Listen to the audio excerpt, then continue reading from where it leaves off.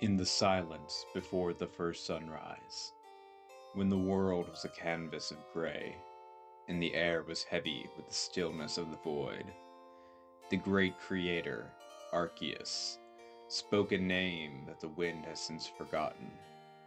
From the core of the first star, it wove a being not of flesh and bone, but of pure, crystalline radiance. This was the primeval Aeon, the original dragon of light.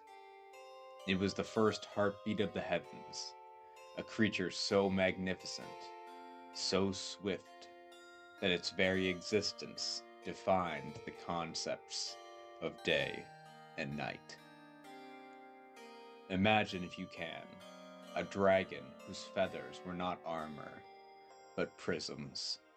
As it banked and dove through the atmosphere at speeds that shattered the sound of the world, it did not leave a trail of smoke, but a wake of shimmering luminescence. It was the living sun. Its purpose? Divine and simple: to circle the globe and bring the gift of sight to all things. It carried the logic of the universe in its mind, and the raw emotion of creation within its heart. For eons, there was no shadow that could touch it, for it moved far too fast for darkness to take root. But our world is not the only world. Beyond the veil of our sky, in the cold, hungry gaps between dimensions, a shadow began to stir. Something from an alternate dimension, an entity born of a void that only knows hunger. Necrozma felt the warmth of our dragon. This predator did not seek a home, nor did it seek to rule. It sought to consume the light itself.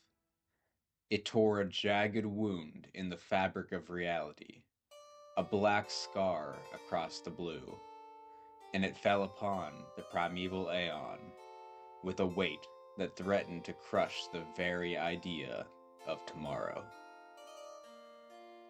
The battle that followed lasted for thousands of years. The sky turned a bruised purple as the Dragon of Light fought the entity of the void. The dragon, slowly losing its golden luster, being replaced with a dark purple hue, like the shimmer of twilight.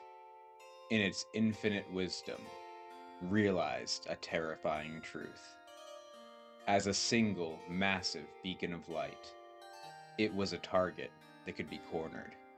It was too grand, too bright, and too solitary to survive an enemy that swallowed everything it touched. To save the world from an eternal night, the Dragon of Light made a choice that would echo through every generation of trainers and seekers to follow. It decided to hide its divinity in pieces.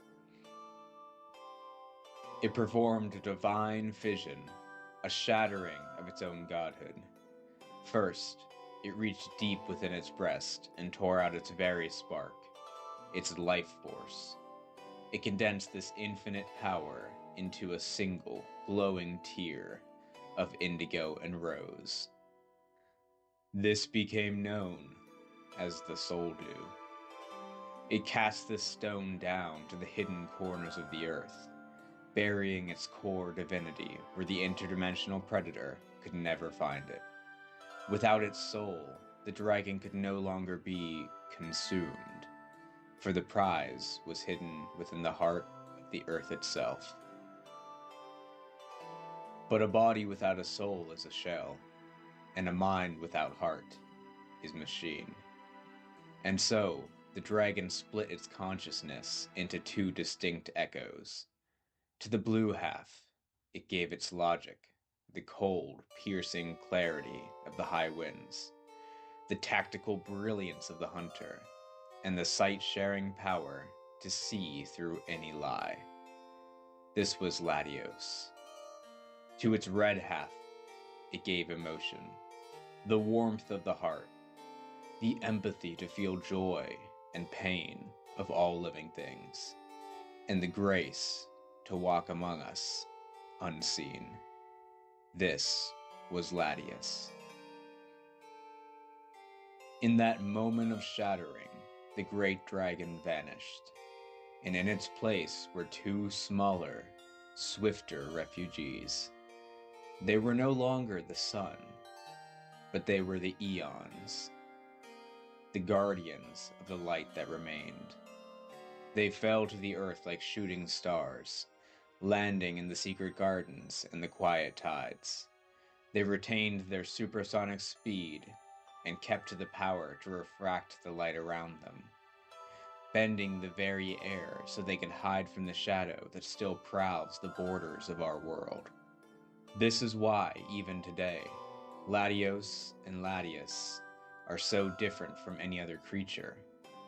They are the only ones who can walk through our streets disguised as human, blending into our lives because they carry the logic and the emotion that defines us.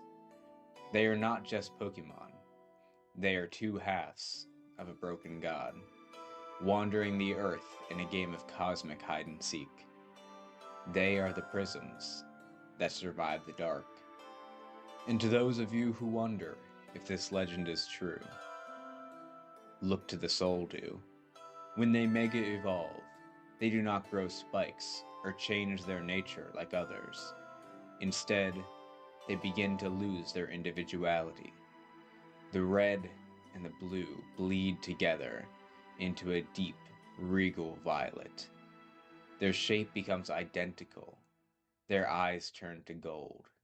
And for a fleeting, beautiful moment, they reflect the ghost of the original Aeon Dragon, cloaked in the color of twilight.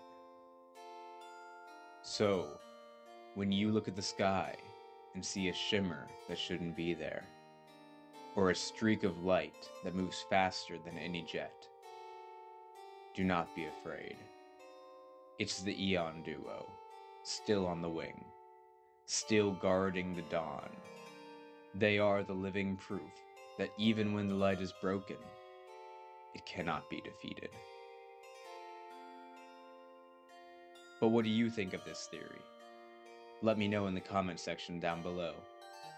Make sure to like this video if you like this video, and subscribe to this channel for more awesome Pokemon theories just like this.